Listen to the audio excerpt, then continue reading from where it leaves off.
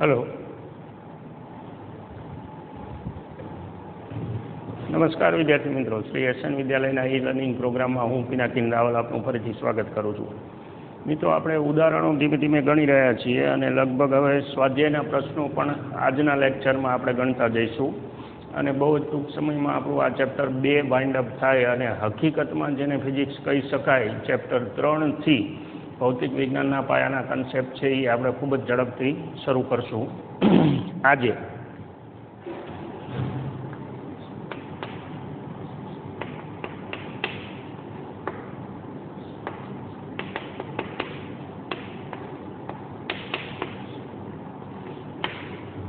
ઉદાહરણો જ્યાંથી બાકી છે અથવા તો સ્વાધ્યાયના પ્રશ્નો જ્યાંથી બાકી છે ત્યાંથી આપણે આગળ વધી થોડા.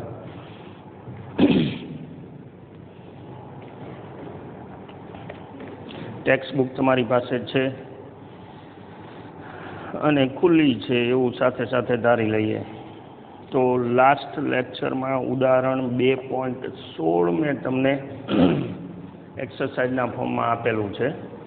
એટલે હવે એ ઉદાહરણ 2.16 એમાં તમારે શું કરવાનું હતું, ડાબી બાજુ અને જમણી બાજુના પારિમાણિક સૂત્રો મેચ કરવાના હતા અને આશા રાખું કે તમે ગણી લીધું છે. એટલે એકચ્યુઅલમાં જોઈ લીધું છે એમ નહીં, પણ જાતે ગણી લીધું છે. ખૂબ જ ઝડપથી જો જોઈ લઈ તો તમને જે 5 સમીકરણો આપેલા છે એ 5 ગતિ ઉર્જા માટેના છે. હવે ગતિ ઉર્જા માટેનું પારિમાણિક સૂત્ર શું છે? m1L2T-2 kg મીટર સ્ક્વેર પ્રતિ સેકન્ડ સ્ક્વેર. હવે આપણી પાસે જે પારિમાણિક સંબંધો છે એના નિયમો ધ્યાનમાં રાખી તો વારાફરતી જોતા જઈ તો પહેલો જે સંબંધ છે m²v ઘન ખોટો આવ્યો હોય છે તમારે, કારણ કે પારિમાણિક સૂત્ર એના મેચ નહીં થાય ગતિ ઉર્જા સાથે. બીજો સંબંધ છે એના મેચ થવાના. ત્રીજો સંબંધ છે ma એ બળ માટેનો સંબંધ છે એટલે એ મેચ નહીં થાય. ચોથું સમીકરણ છે એ મેચ થશે mv² છે એટલે, પણ આગળ જે ગુણક છે 3/16 એ સાચો નથી.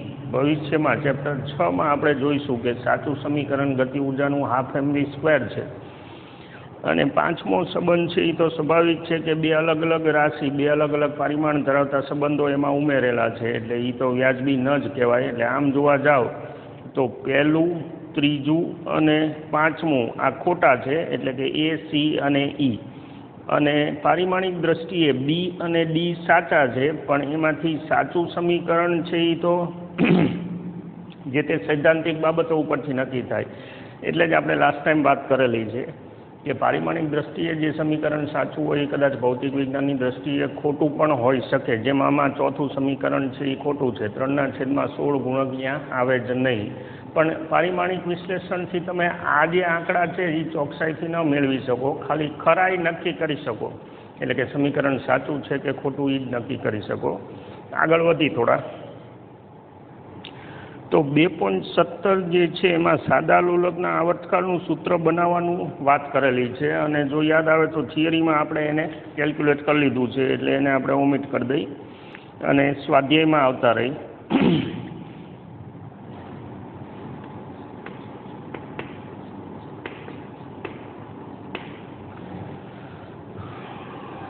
2.1 થી વારાફરતી જોતા જઈ તો સ્વાધ્યાય 2.1 એમાં ખાલી જગ્યા પૂરવાનું કીધું છે. નંબર 1 તમારી પાસે મેં કીધું એમ ટેક્સ્ટ બુક છે, અંદર સ્ટેટમેન્ટ વાંચતા જઈશું. 1 સેન્ટીમીટર બાજુવાળા એક ઘનનું કદ, બાજુ L બરાબર 1 સેન્ટીમીટર એટલે એને મીટરમાં લખી શકાય આવી રીતે -2 મીટર. હવે ઘન છે, ઘન મતલબ સમઘન. હવે એનું કદ b બરાબર L³ થાય, મતલબ 10⁻², એનો ઘન એટલે 10⁻6 અને મીટર ઘનમાં આવે. બહુ નાની નાની ખાલી જગ્યાઓ છે, એકદમ સરળ કેલ્ક્યુલેશન. બીજું 2 સેન્ટીમીટર ત્રિજ્યા, 2 સેન્ટીમીટર એકમની જરૂર પડશે તો પછી બદલાવશું. અને 10 સેન્ટીમીટર ઊંચાઈ ધરાવતા, હાઇટ 10 સેન્ટીમીટર, નક્કર નળાકારનું પૃષ્ઠ ક્ષેત્રફળ પૃષ્ઠ ક્ષેત્રફળ મતલબ નક્કર નળાકારની સપાટીનું ક્ષેત્રફળ. હવે આ નક્કર નળાકાર થયો. હવે એની ખુલ્લી સપાટી તમે જુઓ તો બે પ્રકારની ખુલ્લી સપાટી હોય. એક વર્તુળાકાર પાયા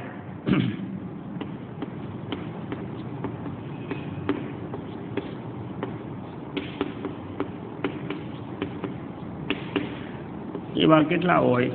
બે વર્તુળાકાર પાયા હોય, એક આ નીચે અને એક ઉપર. અને બીજું જે છે એ વક્ર સપાટી હોય. એટલે ટોટલ 3 વસ્તુઓ અંદર છે નક્કર નળાકારમાં. એટલે હવે આખું પૃષ્ઠ ક્ષેત્રફળ તમારે જોતું હોય તો પૃષ્ઠ એટલે કે કુલ સપાટી ક્ષેત્રફળ A = 2 પાયા પાઈ આર સ્ક્વેર. વર્તુળાકાર પાયો હોય નળાકારનો એટલે પાઈ આર સ્ક્વેર જે છે એ પાયાનું ક્ષેત્રફળ એવા 2 અને વત્તા વક્ર સપાટી 2πRh. નાના ધોરણમાં આપણે સમીકરણો આ મેળવીને આવેલા છે. હવે અહીંયા તમારે આંકડા મૂકવા હોય તોય વાંધો નહીં, અધરવાઇઝ 2πR કોમન લઈ લઈએ આપણે તો અહીંયા એક R વધશે અને અહીંયા H વધશે. એટલે આ સમીકરણ ઉપયોગ કરી અને કુલ ક્ષેત્રફળ જોઈ લઈએ. હવે એમાં જવાબ તમારો જે માંગ્યો છે એ mm² માગેલો છે. mm² મતલબ મારે આને ફેરવા પડશે mm. તો R = 2 સેન્ટીમીટર છે તો એના થશે 20. પછી H = 10 સેન્ટીમીટર છે તો એના થશે 100. 1 સેન્ટીમીટરના 10 હોય. એટલે હવે હું અહીંયા મૂકી દઉં તો 2 × 3.14 ગુણ્યા આરની જગ્યાએ 20 અંદર આરની જગ્યાએ 20 વત્તા એચની જગ્યાએ 100. એટલે આ થાય 2 × 3.14 ગુણ્યા 20 ગુણ્યા 120. Rest is calculator operation. અને જવાબ તમારો છે એ 1.5 ગુણ્યા 10 - 4 ઘાત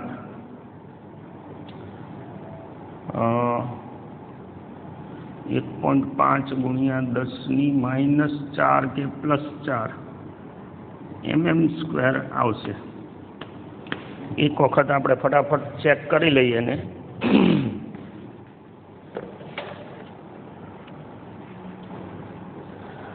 કેલ્ક્યુલેટર તમારી પાસે હોય જ છે પણ સાથે સાથે હું પણ ચેક કરી લઉં. 2 × 3.14 ગુણ્યા 20 ગુણ્યા 120 એટલે 1.5 10 - 4 ઘાત mm² આવશે. એટલે કેલ્ક્યુલેટર ઓપરેશન તો સ્વાભાવિક છે કે ઇન્ડિવિજ્યુઅલ હોય પણ આપણે સાથે સાથે ચેક કરી લેવું પડે. નંબર 3, 18 કિલોમીટર પ્રતિ કલાક ઝડપ v = 18 કિલોમીટર પ્રતિ કલાકની ઝડપે ગતિ કરતું વાહન 1 સેકન્ડમાં ખાલી જગ્યા મીટર અંતર કાપશે. બહુ સીધી સાદી વસ્તુ છે.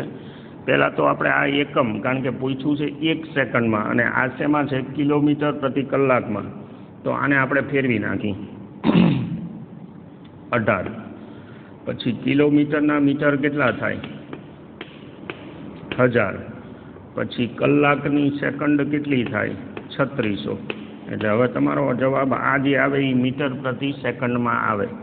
એકમની આપણે ફેરબદલી કરી લીધી છે અને હવે અહીંયા આપણે છેદ ઉડાડી તો 18 દુ 36 એટલે આ જવાબ આવશે 5 મીટર પ્રતિ સેકન્ડ.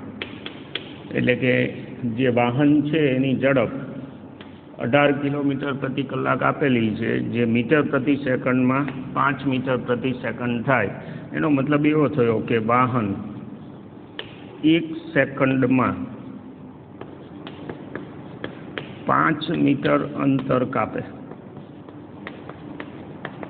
મીટર પ્રતિ સેકન્ડ એનું એકમ છે એ રીતે. એટલે હવે અહીંયાથી નંબર 4,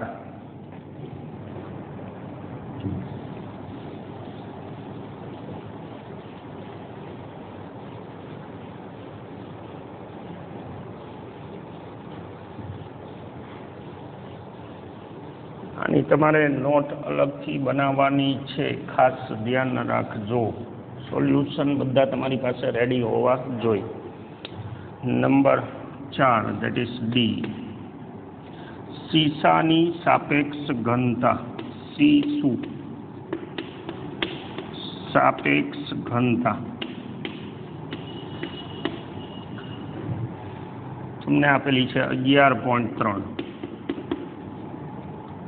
તો તેની ઘનતા ફલાણી અને ફલાણી. હવે એક સીધી વસ્તુ છે કે સાપેક્ષ ઘનતા આપણે હજુ સુધી ભણેલા નથી. આપણે સાઈડમાં જોઈ લઈ સાપેક્ષ ઘનતા કોને કહેવાય. અત્યાર પૂરતી ટૂંકી વ્યાખ્યા: દ્રવ્યની ઘનતા છેદમાં પાણીની ઘનતા. આ જે કમ્પેરિઝન આવે એને સાપેક્ષ ઘનતા કહેવાય. પાણીની ઘનતા સાથે કોઈ પણ દ્રવ્યની ઘનતાની સરખામણી, અથવા તો એવું કહેવાય કે પાણી કરતાં જે તે દ્રવ્ય કેટલા ગણું ભારે છે એનું જે માપ આવે એને સાપેક્ષ ઘનતા કહેવાય. હવે આપણને સાપેક્ષ ઘનતા 11.3 આપેલી છે અને બે જુદા જુદા એકમ ગ્રામ પ્રતિ સેન્ટીમીટર ઘન અથવા કેજી પ્રતિ મીટર ઘનમાં જોઈ છે. તો પાણીની ઘનતા જે છે ઇઝ ઇક્વલ ટુ 1 ગ્રામ પર સેન્ટીમીટર ઘન છે અથવા 1000 કેજી પર મીટર ઘન છે. બંને એક જ આંકડા છે.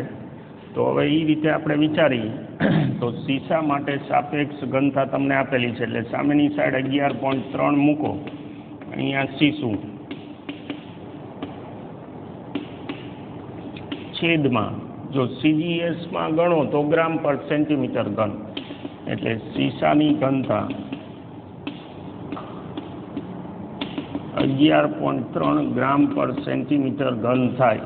અથવા જો MKSમાં તમારે ગણવું હોય તો કેજી પર મીટર ઘનમાં મારે પાણીની ઘનતા મૂકવી પડે. એ અહીંયા 1000 મૂકવું એટલે હવે સીધું તમે સ્ટેપ મૂકી શકો.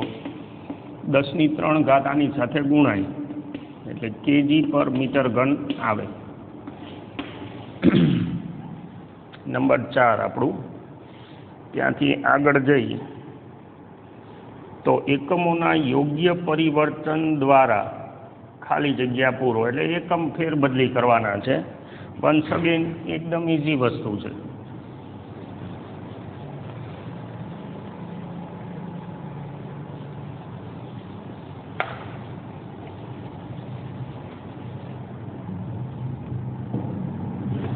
.2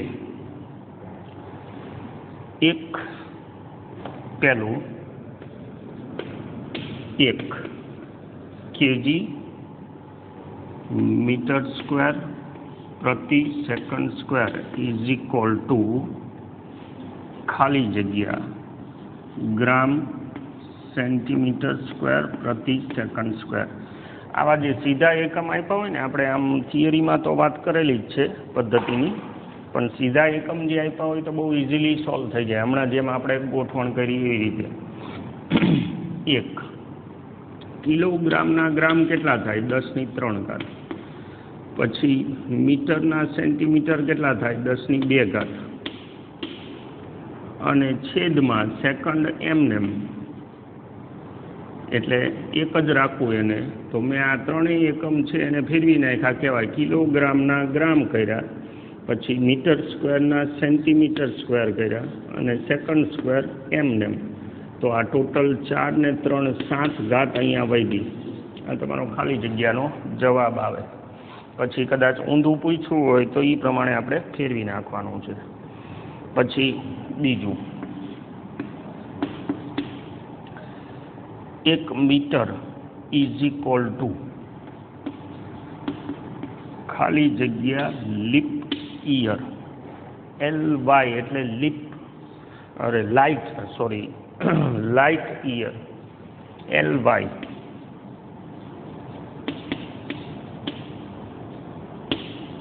એટલે કે પ્રકાશ વર્ષ. હવે આ કન્વર્ઝન છે એ આપણે એકડે એકથી જોતા જઈએ. પ્રકાશ વર્ષ બેઝિકલી શું છે? પ્રકાશના કિરણે 1 વર્ષમાં કાપેલું અંતર. પ્રકાશના કિરણે 1 વર્ષમાં કાપેલું અંતર.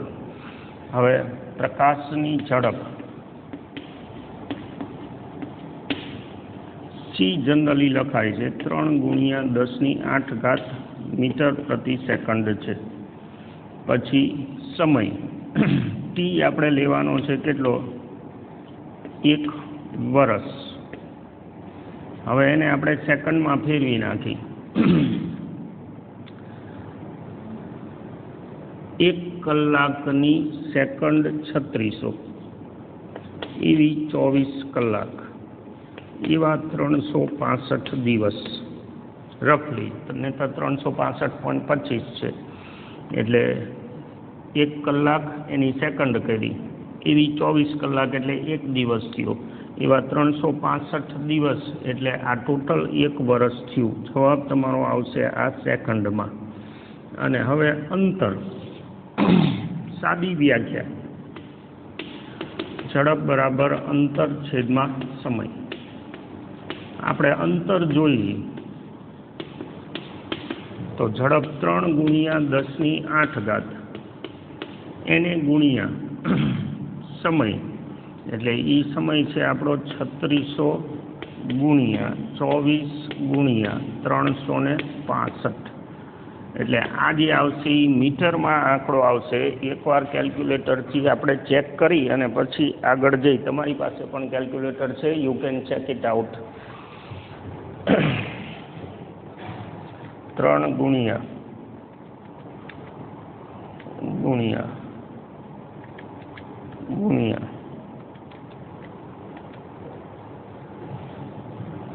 946 08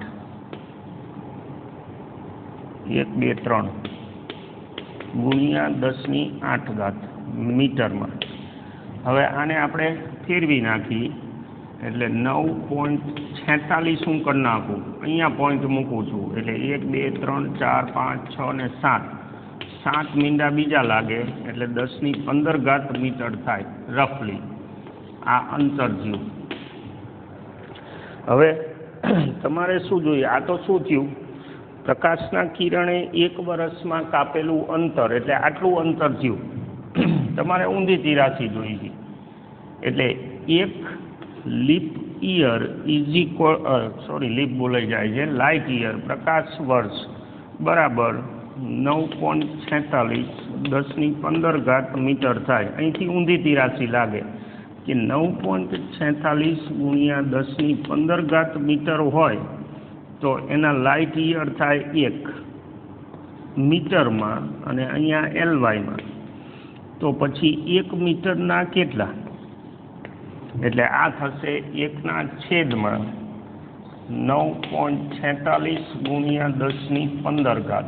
હવે હું એક કામ કરું, ઉપર એક 10/9.46 લખી નાખીએ એટલે અહીંયા શું થશે 10⁻16 થશે. 10ની ઘાત બેલેન્સ કરી લેજો. 10⁻1 આની સાથે બેલેન્સ થઈ જાય અને આ 15 ઉપર આવે એ -15. હવે 10/9.46 કરીએ આપણે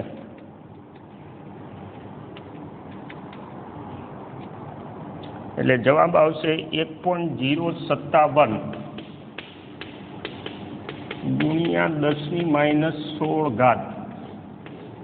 1.057 ગુણ્યા 10 બાકીના અમુક આંકડા છે એ આપણે ઓમિટ કરેલા છે અંદર. એટલે 1 મીટર ઇઝ ઇક્વલ ટુ 1.057 ગુણ્યા 10⁻16 લાઇટ યર થાય. એટલે આમાં તમારો જવાબ આવશે 1.057 ગુણ્યા 10⁻16. મેથડ ધ્યાનમાં રાખજો, કદાચ અરસપરસ ક્યાંય કોઈ બીજી ગણતરી કરવાની આવે તો આ રીતે તમે આખું કેલ્ક્યુલેશન કરી શકો. અધરવાઇઝ તમને જો આ કન્વર્ઝન યાદ હોય 1 પ્રકાશ વર્ષ બહુ જ સારું. જો યાદ રહે તો અહીંયાથી સીધી તિરાસી લાગી જાય તો ખાલી જગ્યા ઝડપથી સોલ્વ થઈ જાય.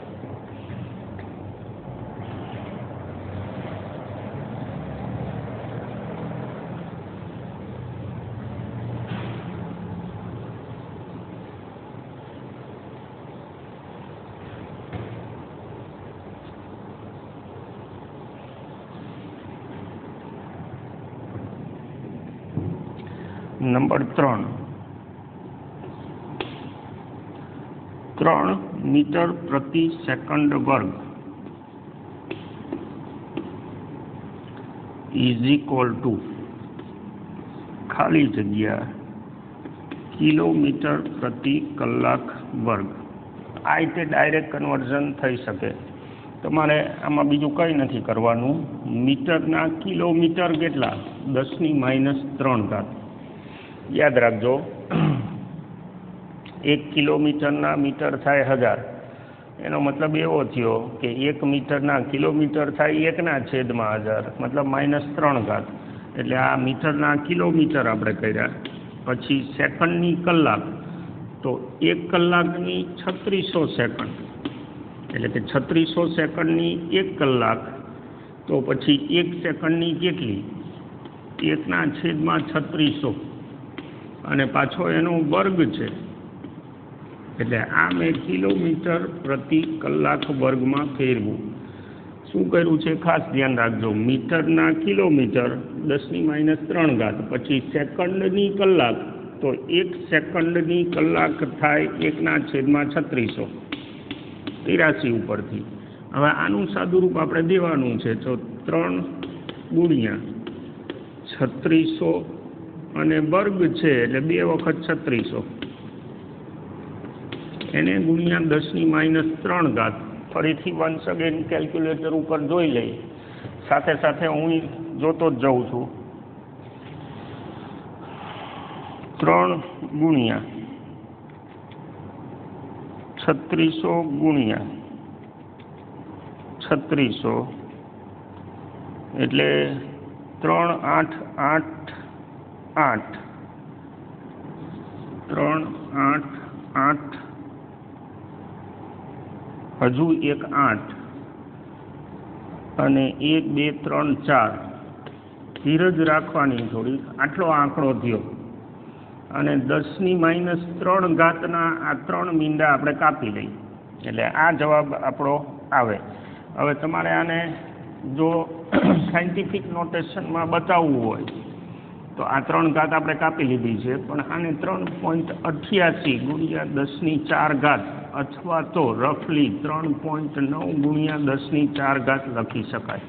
લખાય નહીં. પોઝિટિવ ઘાત હોય ત્યારે બને ત્યાં સુધી રાઉન્ડિંગનો આગ્રહ ન રાખો. નેગેટિવ ઘાત હોય ત્યારે રાઉન્ડિંગ કરવામાં ફાઇનલ જવાબમાં બહુ ખાસ ફેર ન પડે. આ આપણા માટેની વાત થઈ કે પોઝિટિવ ઘાત હોય ત્યારે વારે ઘડીએ રાઉન્ડિંગ કરવાનું ધ્યાનમાં લેવાનું નહીં. પણ જવાબ મેચ કરવા માટે વધુ નજીકનો જવાબ જો આવતો હોય તો વાંધો નહીં. બાકી ધન ઘાત છે એને રાઉન્ડિંગ બને ત્યાં સુધી 10ની ઘાત જ્યારે ધન હોય ત્યારે ન કરવી. આગળ જઈ G =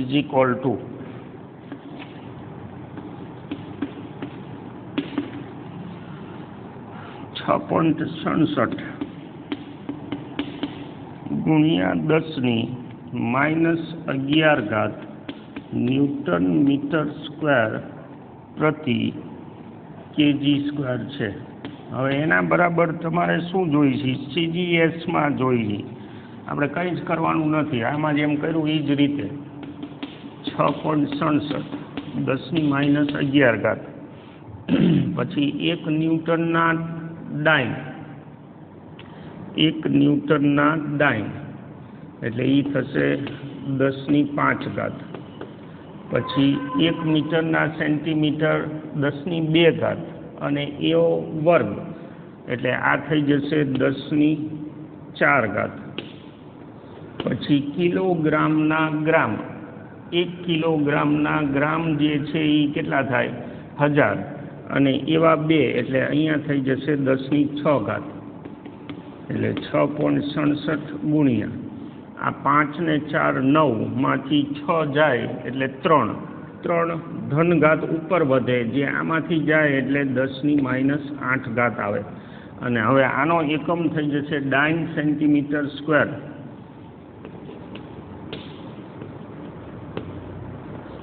પ્રતિ ગ્રામ સ્ક્વેર અથવા સેન્ટીમીટર ઘન એવું કંઈક લખેલું છે. એકચ્યુઅલમાં શું છે આ? તો ન્યૂટન બેઝિકલી શું છે? kg મીટર પ્રતિ સેકન્ડ વર્ગ. તો હવે ડાઇન શું થઈ જશે? કેજીના ગ્રામ, પછી મીટરના સેન્ટીમીટર, છેદમાં સેકન્ડ વર્ગ, પછી બાજુમાં ગ્રામનો વર્ગ પડેલો છે અને અહીંયા સેન્ટીમીટરનો વર્ગ પડેલો છે. જુઓ તો તમને આપેલો એકમ થઈ ગયો સેન્ટીમીટર ઘન, પછી ગ્રામ છેદમાં અને સેકન્ડની 2 ઘાત છેદમાં. ઓકે, એટલે તમારે છેલ્લે જવાબ દેતી વખતે પણ આ વસ્તુ ચેક કરી લેવાની છે કે ભાઈ એકમ જે આપ્યો છે એ પ્રમાણે સેટ થાય છે કે નહીં. એટલે આનો જવાબ આવશે આ.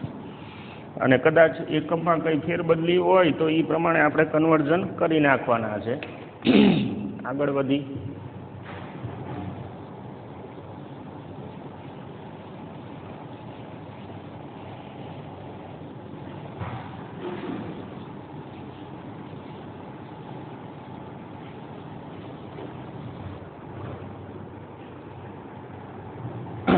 બે 2.3 કેલરી એ ઉષ્માનો એકમ છે અને લગભગ 4.2 જૂલ બરાબર છે.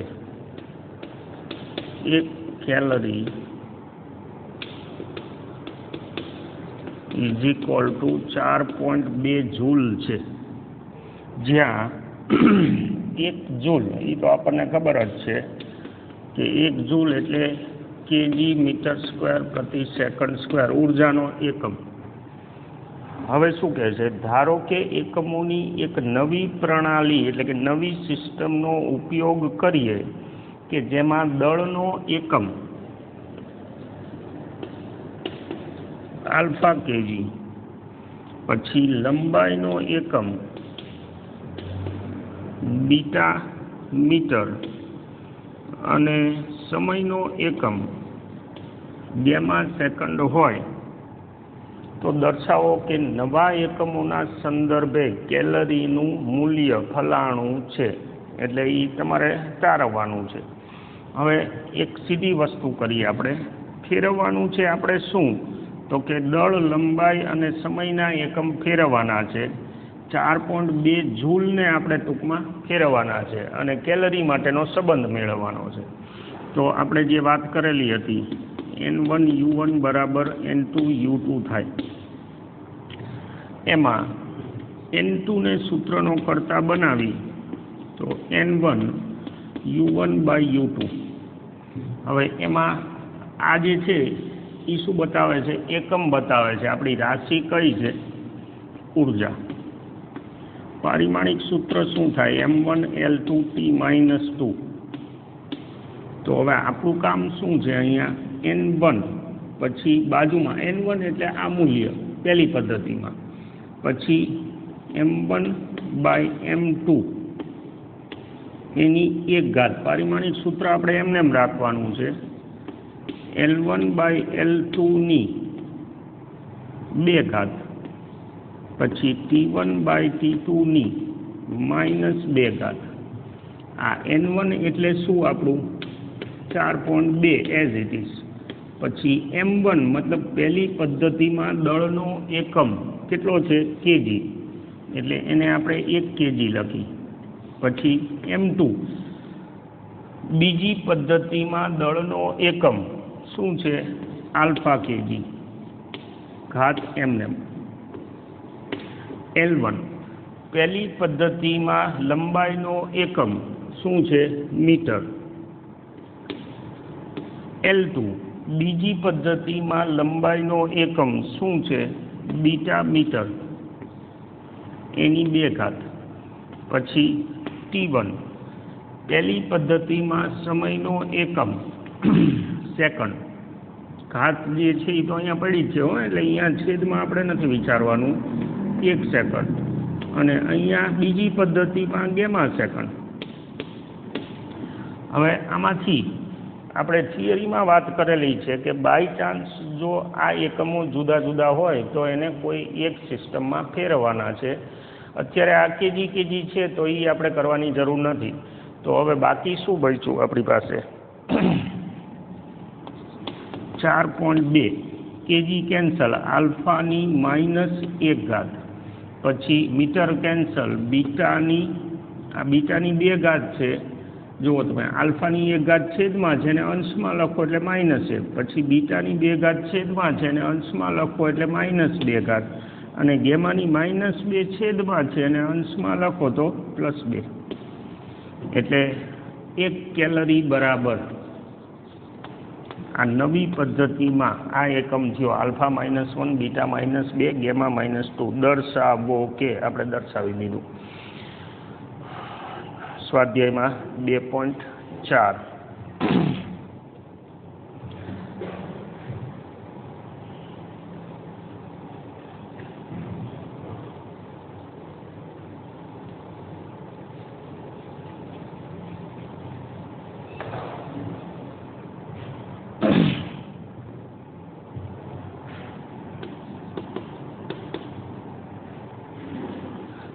આ કથનને સ્પષ્ટ રીતે સમજાવો.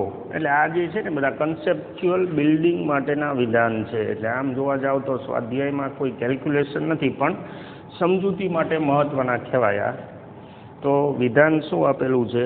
સરખામણી માટે માનાંકોની સ્પષ્ટતા કર્યા વગર કોઈ પારિમાણિક રાશિ મોટી છે કે નાની તેમ કહેવું અર્થહીન છે. સરખામણી માટે તમારી પાસે માનાંકોની સ્પષ્ટતા કર્યા વગર મતલબ મૂલ્ય જાણ્યા વગર કોઈ પારિમાણિક રાશિ મોટી કે નાની કહેવું નકામું છે. આ બાબતને ધ્યાનમાં રાખી નીચેના કથનોની જરૂરિયાત મુજબ ફરી લખો. પરમાણુઓ આ જે છે ને આખી બધી બાબતો સરખામણી ઉપર છે. એટલે આપણે એમાં જવાબ લખવામાં નહીં, સમજવાની વાત છે કે પરમાણુઓ ખૂબ જ નાના પદાર્થ છે. પરમાણુઓ ખૂબ જ નાના પદાર્થ છે. હવે એ નાના કહી શકાય ક્યારે? તમે પરમાણુના કેન્દ્રને ધ્યાનમાં રાખો અથવા તો દ્રવ્યને ધ્યાનમાં રાખો તો બે વખતે જવાબ અલગ અલગ આવે. માની લો કે આ ચોક છે તો ચોકની સરખામણીમાં પરમાણુઓ ખૂબ જ નાના પદાર્થ છે એવું કહી શકાય. પછી તમે ફંડામેન્ટલ પાર્ટિકલ્સ લેતા હોય ઇલેક્ટ્રોન, પ્રોટોન, ન્યુટ્રોન, તો એ બધાની કમ્પેરિઝનમાં પરમાણુ ઘણા બધા મોટા છે. એટલે હું કહેવાનો મતલબ શું કે ભાઈ તમે શેની ચર્ચા કરો છો એમાં મોટું નાનું ખાલી બોલો તો એ અર્થહીન થઈ જાય. માની લો કે મારી હાઇટ છે એ મોટી છે એવું હું બોલું, પણ એ ક્યારે બોલી શકું? મારી બાજુમાં કોઈ નાનો વ્યક્તિ મારા કરતાં હોય તો, પછી મારા કરતાં જેની હાઇટ વધારે હોય એ બાજુમાં હોય તો. એટલે કમ્પેરિઝન કરતી વખતે સાપેક્ષ વિચાર હોવાના કારણે તમારે સંદર્ભ ફરજિયાત મૂકવો પડે. એટલે આ જે વિધાન છે એમાં એવું કહી શકાય કે પરમાણુઓ દ્રવ્યની સરખામણીમાં ખૂબ જ નાના પદાર્થ છે. જેટ પ્લેન ખૂબ ઝડપથી ચાલે છે, વાત સાચી, પણ પ્રકાશની ઝડપ કરતાં નહીં. બાઇક કરતાં ઝડપથી ચાલે છે એવું કહેવાય જેટ પ્લેન.